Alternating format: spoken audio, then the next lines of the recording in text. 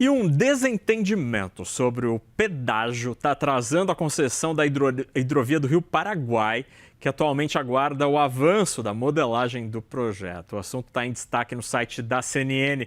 A cobrança desse pedágio, realizada atualmente pela Argentina, em um trecho compartilhado com o Brasil e o Paraguai, tem desagradado paraguaios que pedem a retirada deste pagamento após a concessão do trecho. Além disso, também está em negociação como será a gestão da hidrovia. O Paraguai defende uma gestão compartilhada, semelhante ao que acontece na hidrelétrica binacional de Itaipu. E falando em transportes, de olho na concessão da hidrovia Paraná-Paraguai, uma empresa brasileira está travando uma disputa com o governo argentino por supostos vícios e direcionamento neste leilão para a operação e ampliação da rodovia. A licitação deve ampliar, em tese, modernizar o canal, buscando receber navios maiores. O diretor da CNN em Brasília, Daniel Rittner, tem mais detalhes desta dúvida da empresa sobre o certame. Me conte, Daniel, boa noite. Boa noite, Naka. Boa noite a todos. Segundo dia seguido que a gente está falando de Argentina, né? Ontem a gente falava da ponte aérea Congonhas Aeroparque e você está me deixando aqui de setorista de Casa Rosada. Mas, Naka, é interessantíssima essa história que a nossa correspondente em Buenos Aires, Luciana Tadeu, nos trouxe. Eu só estou aqui porque ela está de férias, tá? Trabalhando de férias, e nos trouxe assim, uma história saborosíssima de uma disputa bilionária envolvendo uma empresa brasileira numa concessão absolutamente relevante tocada pelo governo Javier Milei.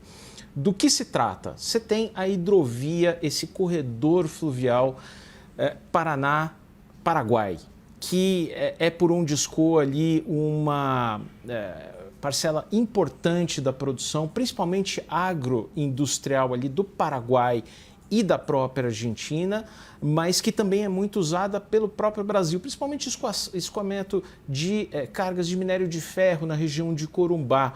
Mas, do ponto de vista logístico, essa hidrovia tem uma importância muito relevante para o Paraguai e para a própria Argentina, também dá acesso aos portos uruguaios. Do que se trata?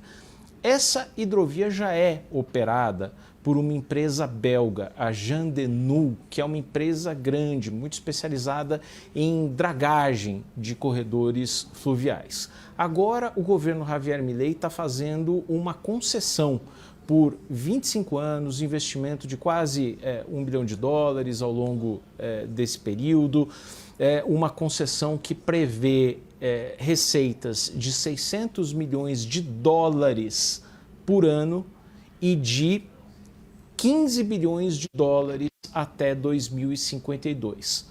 Certame começou, processo de seleção foi feito. A brasileira DTA Engenharia, que é uma empresa muito especializada também em dragagem, já fez dragagens relevantes no Porto de Santos, está tocando ali uma obra muito importante ali de derrocamento do Pedral do Lourenço, que é uma obra muito importante da hidrovia do Tocantins-Araguaia. Essa empresa apresentou uma proposta e foi desclassificada no processo pelo governo Javier Milei.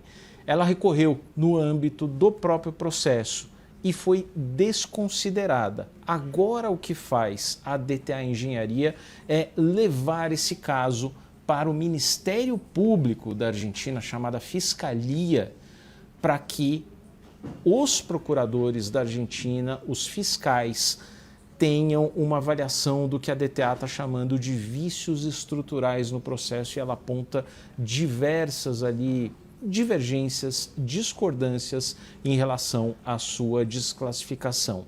É um processo que ainda leva tempo, promete ainda novos episódios, mas é especialmente interessante porque a gente vê dois movimentos paralelos e diferentes. Um é um investimento muito forte do governo Javier Milei, trazendo o setor privado para concessões de infraestrutura. O governo Javier Milei está, por exemplo, concedendo a malha ferroviária da Argentina, principalmente a Belgrano Cargas. E os chineses estão muito de olho e é importante a gente trazer chineses e mexicanos muito de olho na malha ferroviária argentina. Então, tem um investimento grande em infraestrutura agora pelo setor privado na Argentina, e isso é característica do governo Javier Milei. Segundo ponto que é curioso, as empresas argentinas, as empresas brasileiras saíram muito da Argentina nos últimos 10, 15 anos por causa da crise econômica no país vizinho.